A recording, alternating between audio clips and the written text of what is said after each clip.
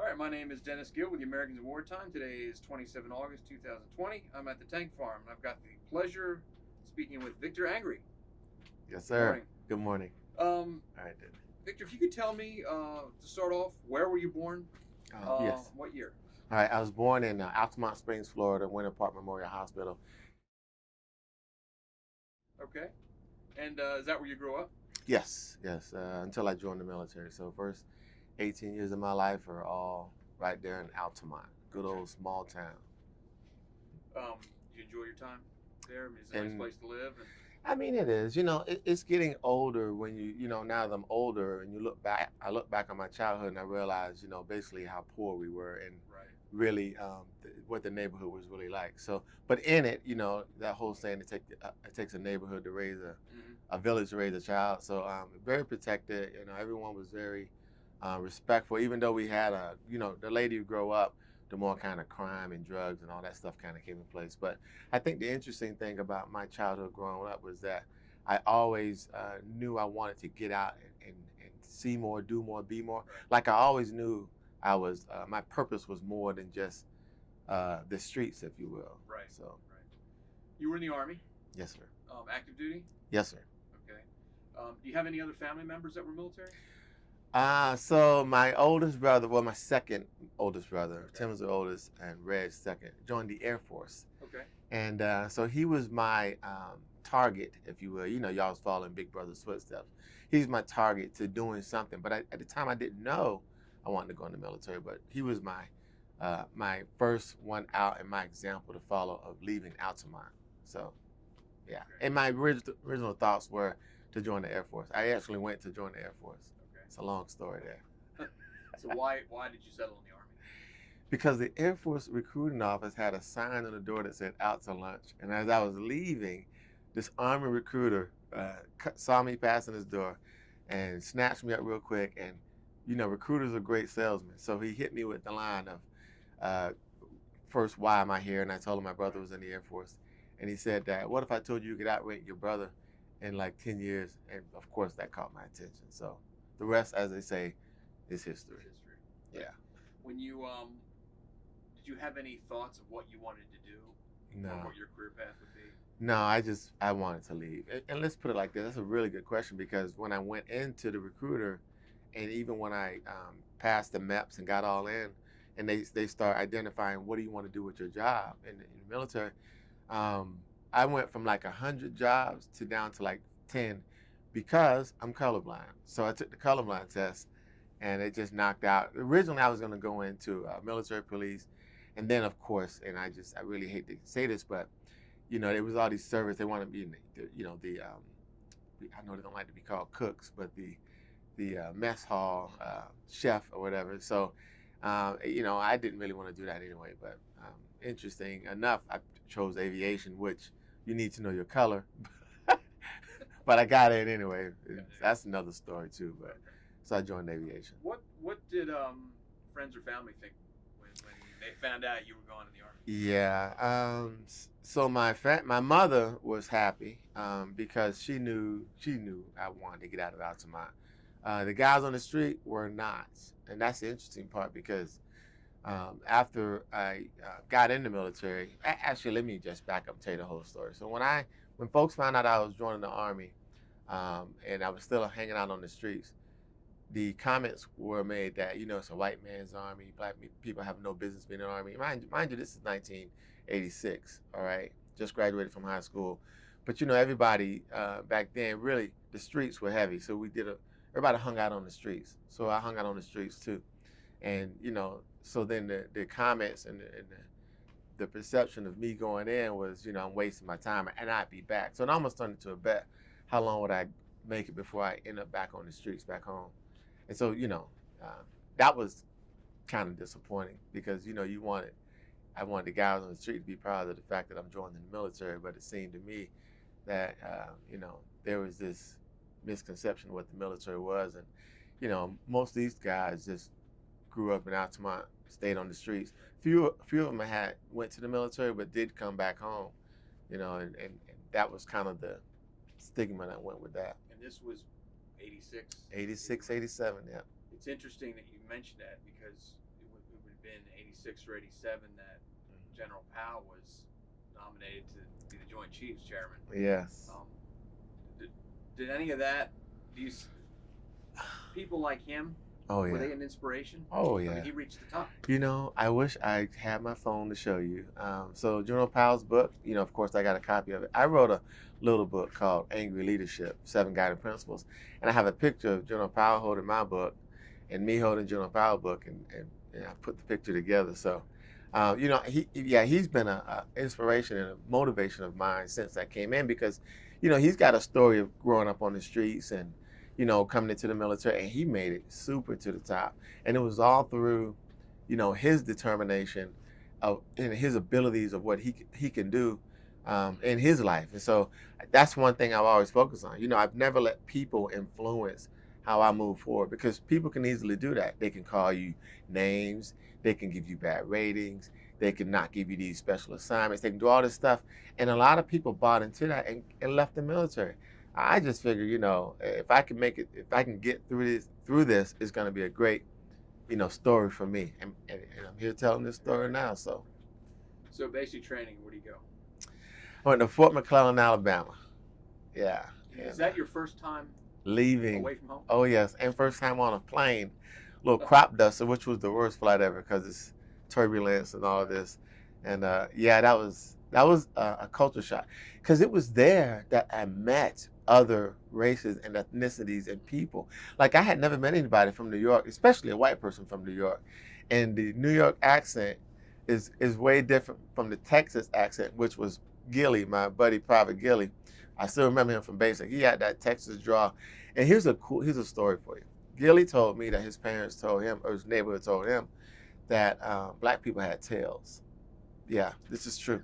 And so we're laying in the bunk, all night. He's like, Angry, do you have a tail? And I got to have this whole conversation with him about tail. But likewise, I told him the story about how, the guys in my neighborhood told me that, white people, basically were the devil, and the blonde hair, blue eyed thing and all of this. And it's just a whole lot to it. So what we learned through all of that is all of those folks knew absolutely nothing of what they were talking about.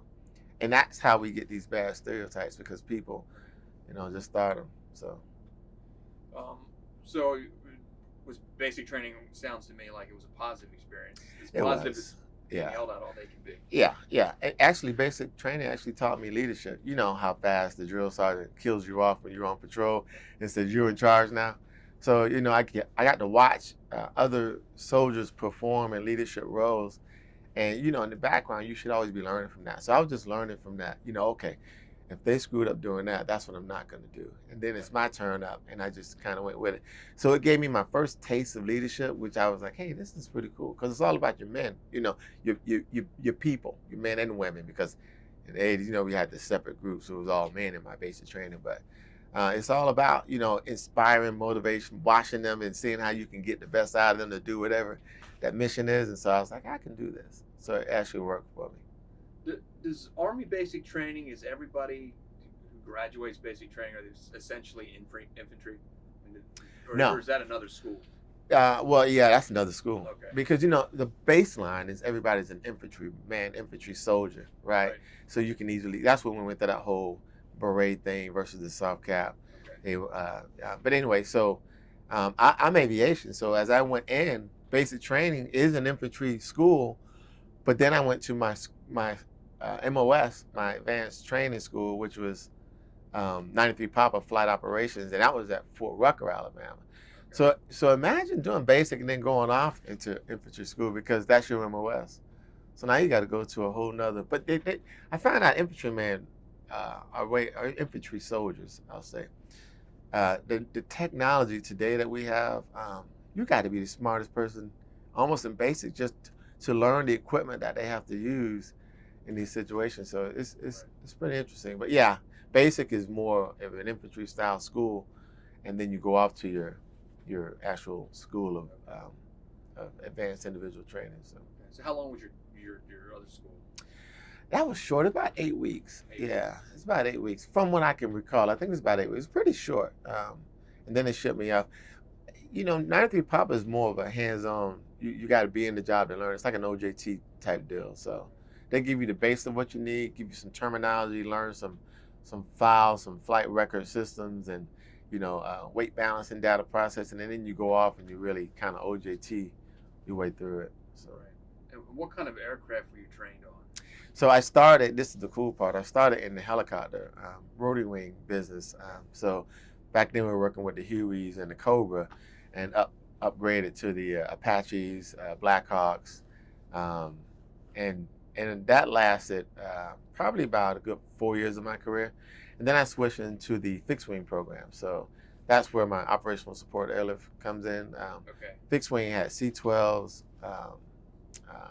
had a couple, actually moved up into the Gulfstream, and then I forget we call it the box plane, a flying boat, C-20 Sherpa, the C-27 Sherpa. So yeah, and that was the majority of my career at that point, working in the fixed wing business. And what did you do? What were your duties? Well, once I reached C7, I was the first sergeant. But prior to that, it was basically a step down from air traffic controller, flight following, like I said, weight and balance. We do air crew. You got to monitor air crews because they have where they can bust their flight time.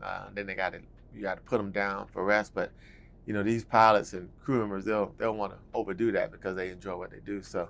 someone's got to monitor that. So that was kind of one of my roles as a flight ops. Right. So from there, where's your first duty station? Yeah. So Fort Rucker, everybody comes back to that because Fort Rucker is the home of aviation. Okay. But from there, I went actually overseas. I did Germany, Darmstadt, and I left Germany, went to Fort Rucker.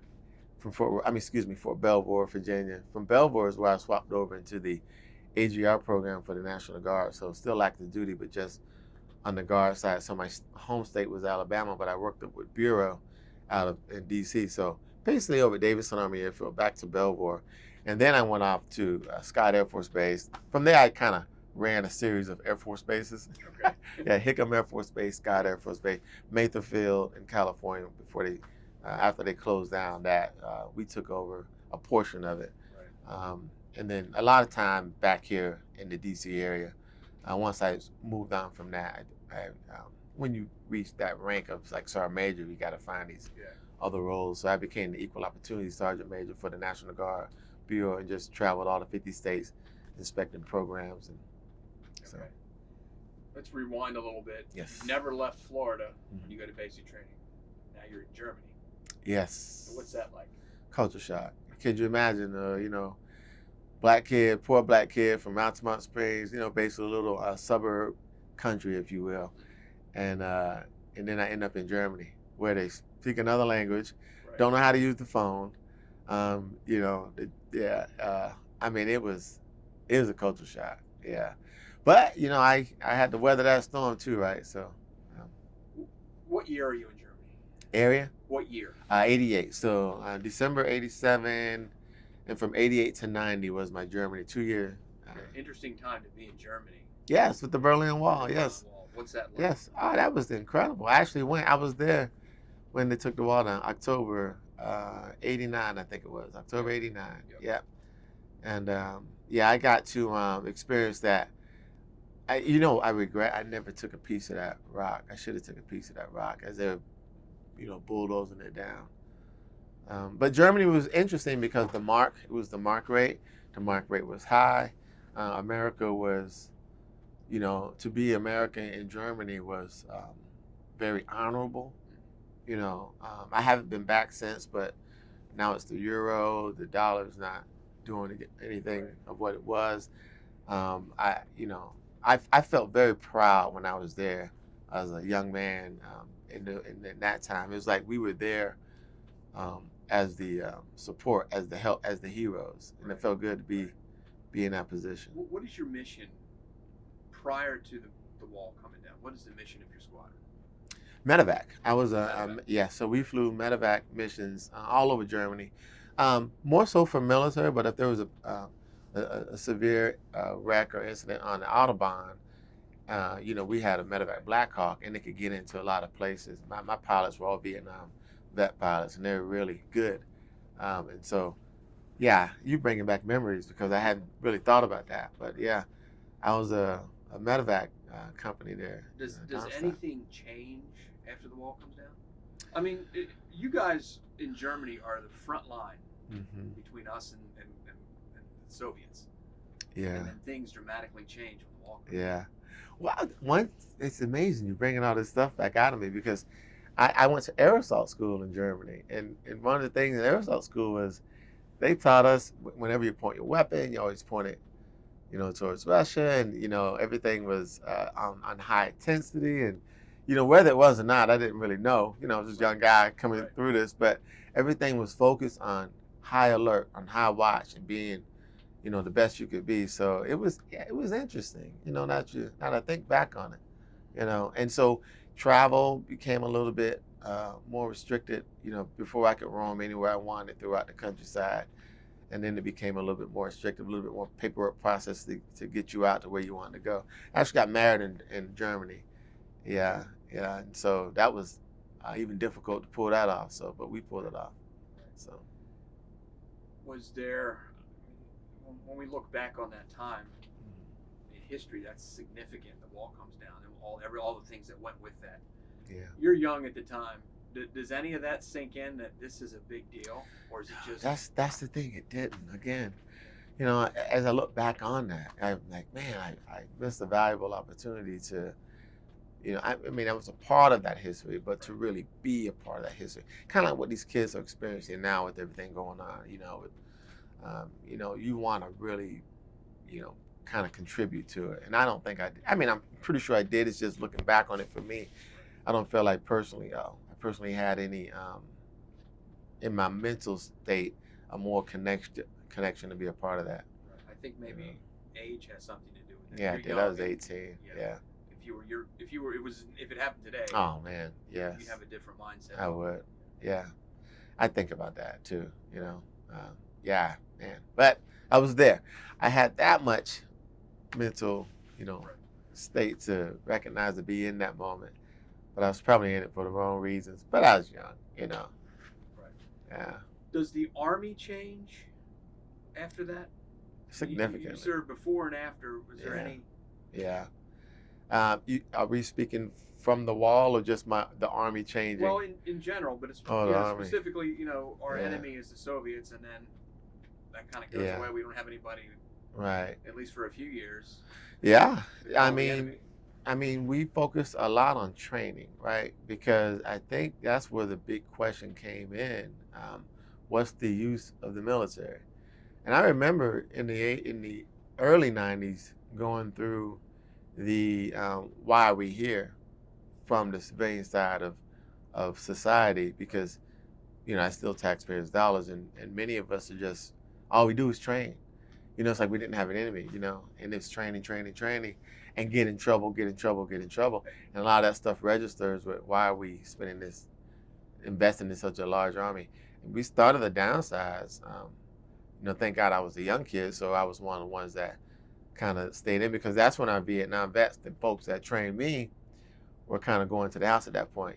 Either reached 20 years or they were looking at how many DUIs you had in your record. We went through that whole phase of all of that. So Passing the torch to a new generation. Yeah. Really. I mean, Yeah. you were part of that shift in the Army. yeah, I'd never thought of that, but yeah. How did things change after, or during, and after the Gulf War? That was A interesting. new enemy. Yeah, a new enemy. And Gulf One was almost like COVID. We didn't fight wars that way. Our wars are very strategic. They're very focused. They're very. We know the process of doing it. And now we're going into cities. Where we've got to. At that time, I was a first sergeant. I was an E8 actually then, and you've got to really try to teach these squads and these soldiers going out, who the enemy is, and not just to, harm friendlies. But then the question became how those dirty tactics that they were using, mixing in with society. Yeah, it became an interesting concept. It changed the whole training. Urban war became like the training model of how do we do this. Right. So, Yeah, it was interesting. I think that was an interesting period. At that time, matter of fact, as I was leaving Germany, at my first PCS out of Germany for my second duty assignment, my unit came up for deployment, and I had orders going to the U.S. and they had orders going to Iraq, and I felt bad. I felt like I wanted to delay that and go, but I had just caught that one. My entire career has been a window catching of I don't know, I call them missed opportunities, but then I'm pretty sure there were those that'll say, Vic, that's not an opportunity you you wanted to be a part of if you didn't have to be. Right. And so, Yeah, and I'll ask you this question. My mindset is where we are, because that's where we needed to be. yeah, Is that the kind of mindset you have? I mean, yeah, that's something. maybe I should have gone to Iraq, but I was needed. So Yeah. I should have been there. I actually have a plaque on my wall that says that. That's a Right. funny story, but yeah, it says where I am is where I'm supposed to be. And a couple of soldiers wrote that up after I made the statement, but it wasn't because of that, it was because of something else. And but yeah, I look at that, but I still, deep in me, I still feel like I was to be a part of that. I had soldiers that, once I became a sergeant major and started visiting Walter Reed, because the troops, we would do that. Leadership would make runs up just to stand by the troops, talk to them. But it became such a big thing that the hospital staff would say, hey, we got, folks from the Air Force, the Army Reserve, the National Guard, the Army, and they want to know if you'll come by and see them. And so I'd go see these soldiers, and a lot of them, they just want to get back with their troops, right? They would say, hey, Sergeant Major, when I get better, I'm going back over. And the nurse is looking at me, and she's saying, like, he got to get better first. He's missing a limb or whatever. And I'm saying, hey, soldier, let's get you better first. Your mission is to get better, and then we'll cross that bridge when we get there. But I thought back in my head, like I wasn't there for my guys, right? And so we get in this mindset of, that's where we should be. And I always think about it. I still to this day think, I missed something. But I feel like me being here, able to tell their story, because many of them have so many, issues now: TBI, traumatic brain injury, post-traumatic stress. I take the D off because it's not a disorder. It's issues that go on from these environments they've been in, and someone's got to be there to speak now to be their voice, because so many of them have these really deep-bedded issues. And so I feel like, okay, this is where now my role picks up again.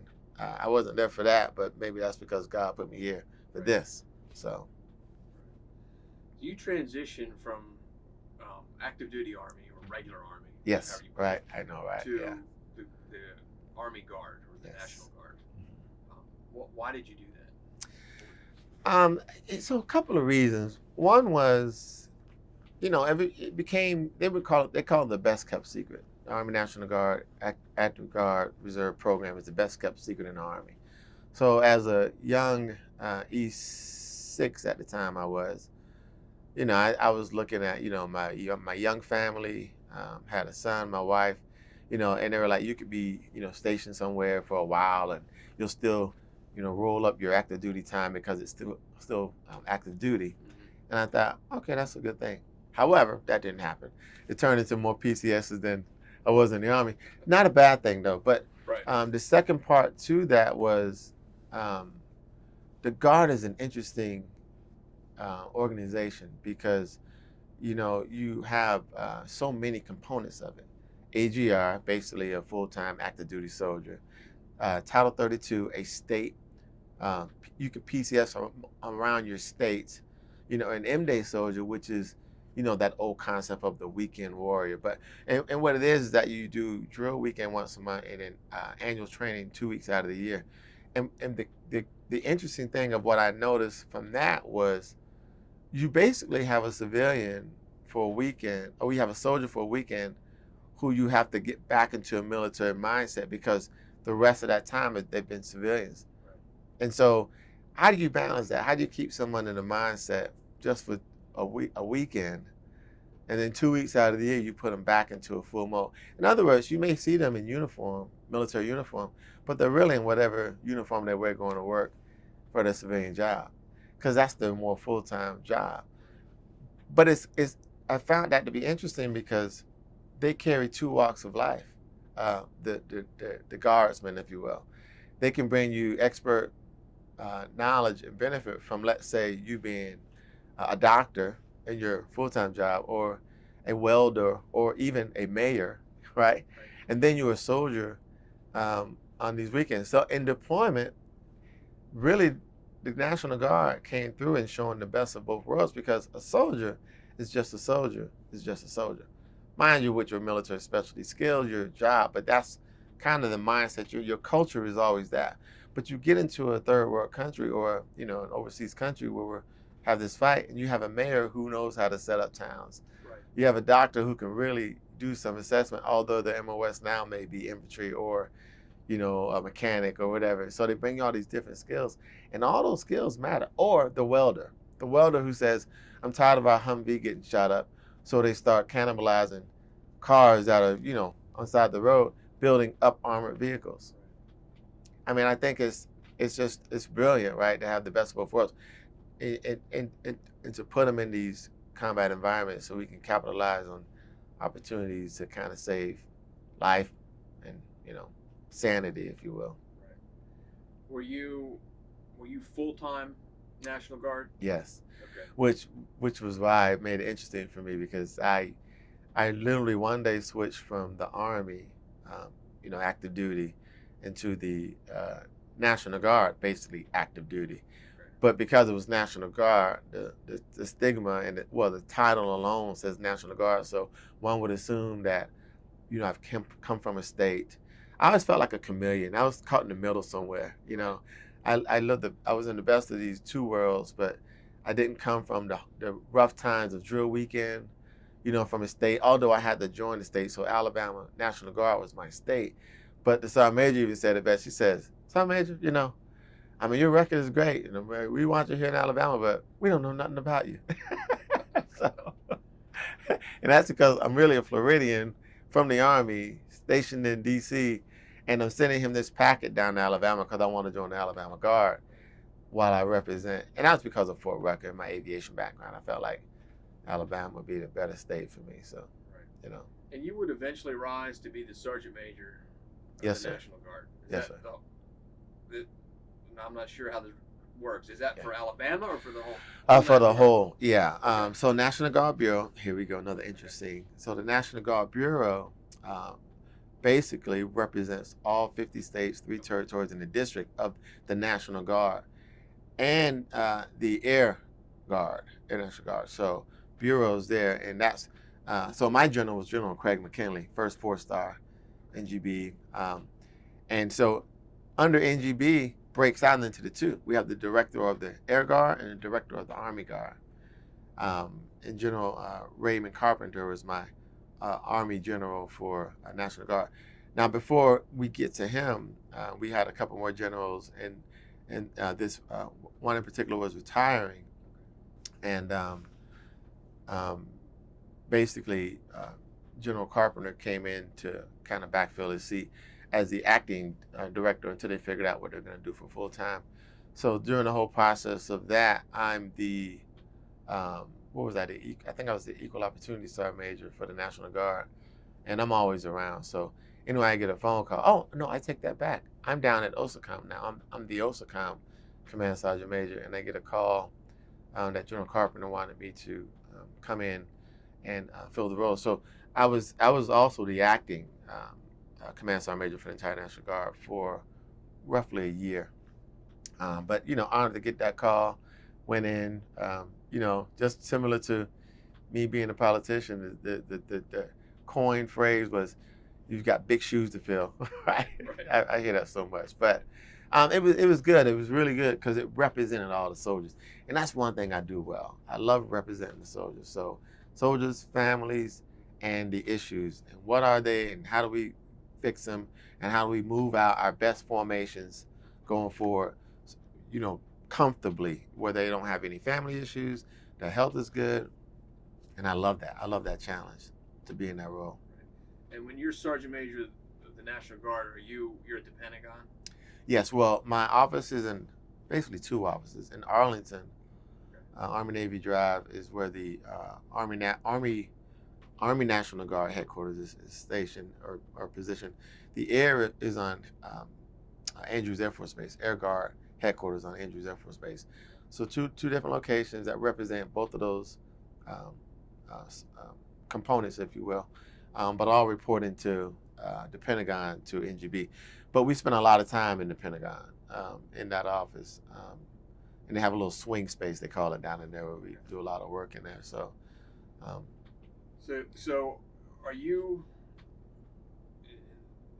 in the grand scheme of things, are you over the Air National Guard as well? no, Or just so they No. have their own? yes, So you Chris said the branch Muncie. is all- Okay. Yeah, Chris Muncie was the Air Guard Command Chief. Okay. I love that. I love him. Chris, yeah. So you got to get him to do this. Okay. And so Chris and I headed up both of those components and reported into our directors, Okay. who then reported to NGB. Okay. Um, And yeah. you guys work together. we worked together. Okay. Yes, we work well together, Gotcha. and enjoyed that. And then the chief had his senior enlisted advisor, and that was Denise Jelinski Hall. She's out of Hawaii. Okay. So we all since retired now, but yeah, I enjoyed that time thoroughly. Let me take you back a little bit. September 11th, 2001. Where were you? Oh wow, stationed in Hawaii, Hickam Air Force Base. Yeah, I never forget. I What's got that day like? it was that was the wildest day ever. It was like a nightmare. First of all, I get waking up with a 4:30 phone call because I'm in Hawaii, and I got folks calling me because that's what is it? It's a 4-hour time difference. So 6 hours. Okay, 6 hours. So it's 10:30, East Coast, and they're telling me turn on the TV, and I turn on the TV and see Tyler Smoking, your news interview, and I'm like, okay, what am I watching? I'm thinking, I don't know what I'm watching, and then I literally watched this other plane go into the building, and at that point I knew my first reaction. I jumped up, I kissed my wife, I put my uniform on, and I just jumped in the car and I flew through Hickam Air Force Base gate, one of the last cars to get in that base, and they shut the base down, and then they scrambled to fire the jets, and then from there I just called home, made sure the family was good, and then just tried to figure out again what is all of this and what just happened, and for my job and my position where we were at that time, we were running fixed wing operations. Again, I was in the fixed wing business now. And so I could watch on the monitor all of military aircraft and even civilian aircraft flying in the sky. So mind you, we look at this monitor and there's all these millions of dots of planes flying all over the place. This is the eerie part. And then you can see a red or green for military flights. And then the screen is just blank. Not a plane in the sky. Ground at every flight flying. That was the most eerie. That was just, to see this screen with no planes on it just was too much, right? It was just, yeah. That was a rough day. It was a rough period. So. Did you have a favorite job or a favorite assignment? Favorite job? I think I had a favorite special assignment. I ran a Joint Service Honor Guard team out of Scott Air Force Base when I was under Transcom. And that was probably one of my greatest assignments because I had every branch of service. And I mean, these folks were awesome. Females, males. I had a Navy guy, he was so tall, but he was strapping in that uniform and we would show off. And of course, I watched them at the end of the night when our event is over, and maybe we stayed for the party or the after party of an event. And all the the females that want to run to the, they're all single guys. And so I just sit back and watch them.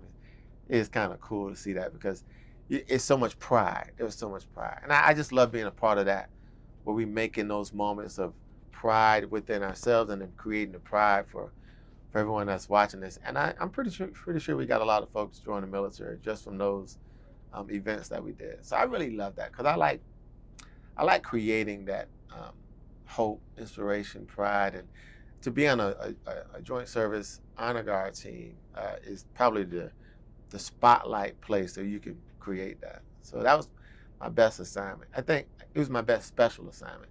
I think my best assignment, I mean, who can deny Hawaii, right? Hickam Air Force. Right. So Right.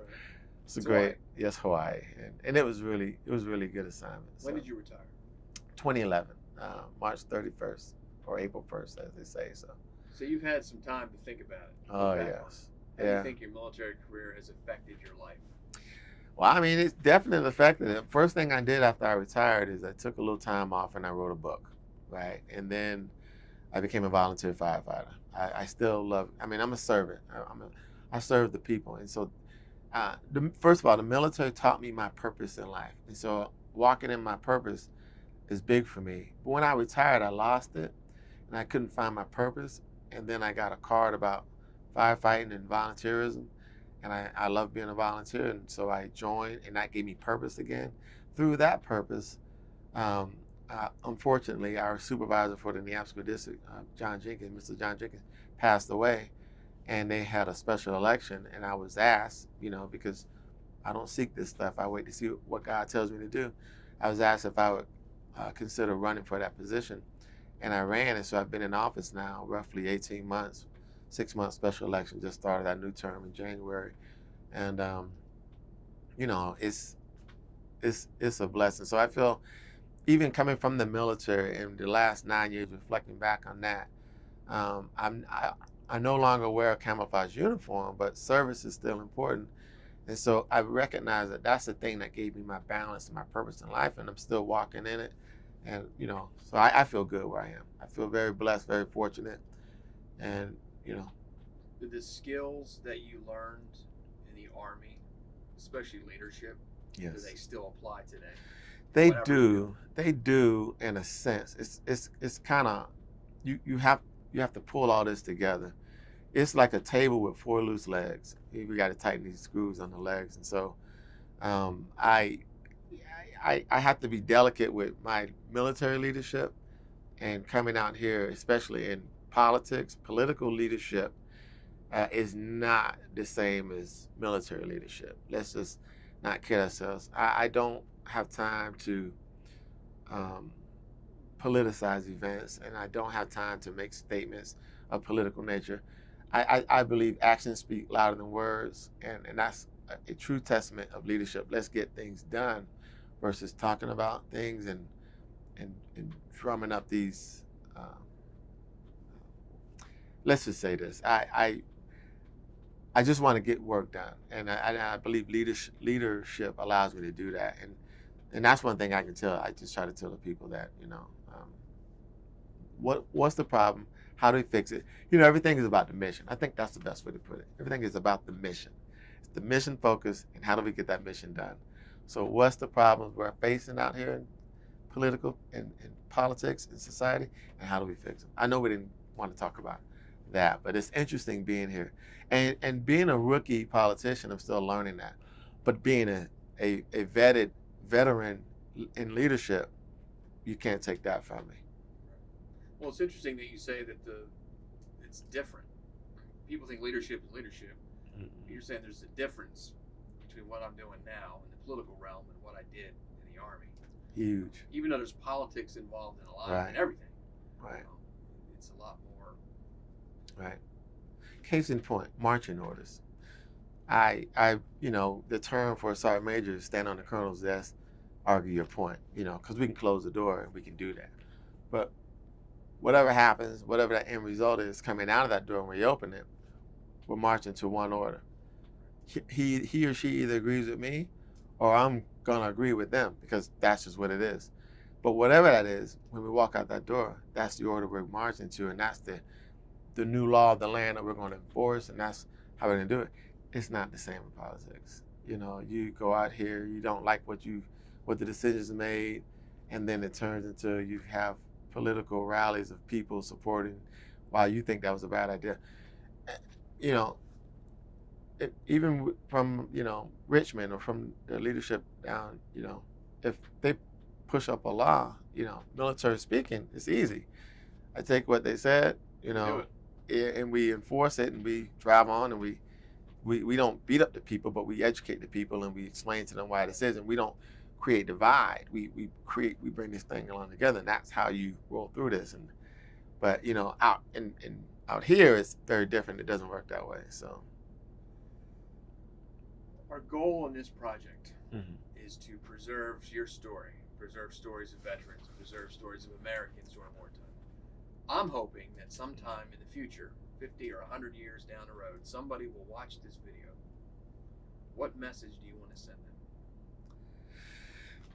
I love that question. You know, I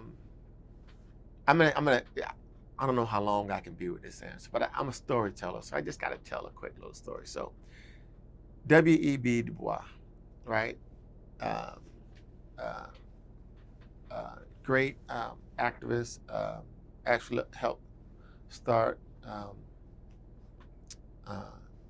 NAACP, and wrote the life of the Negro.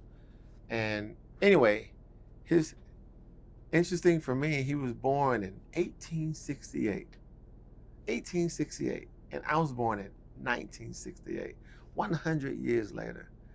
And his story, first person to receive a doctorate degree, first African American. Imagine that, coming from slave. You know, he was born post-slavery, but still, it was, you know, still slavery, and it was still just a bad time for African Americans back then. But he went through all those challenges in a time where we look back on it and say that's absolutely impossible. 100 years later, I'm born, and then I look back on his story, and I'm just amazed by it. Not just him, many others that come through. And so 100 years from now, I don't know what part in the story I can play, but I can tell you that it's been all about purpose. And I'm telling you, once you can identify what your purpose is in life, it is such a refreshing feeling, because nobody can take you from it, and you can always walk in it. I left the military to become a volunteer firefighter, actually saved a man's life off duty of being a firefighter, but have made so many connections from kids, from families, from folks, got folks who joined in the fire department, went on to become a politician, right? And I'm very blessed and thankful to be in this position. But it's all about purpose. And so 100 years from now, I would want, you know, the 18-year-old or the 50-year-old watching it to ask themselves, are they walking in their purpose? And if they are, they would know that. And if they aren't, you still got time to get there, right? To get there in your purpose. And that, I mean, so from me, it'll be 1968 to, let's see, that was 18. So 1920, 68. Yeah, that's my next 100. I'm trying to, math's bad. But then you can go all the way back to even 1868 and look and see these purpose-driven lives. And I think that's what that contributes to society. And I really hope that by that time, the next 100 years, we have society, right? That we're all contributing, we understand the greater good of mankind. That's a good answer. Man. Well, I do appreciate your service, your continued service, and I appreciate you taking some time out of your day to sit down and talk to us. Yeah. All right. Dennis, thank you. Absolute pleasure. Yes.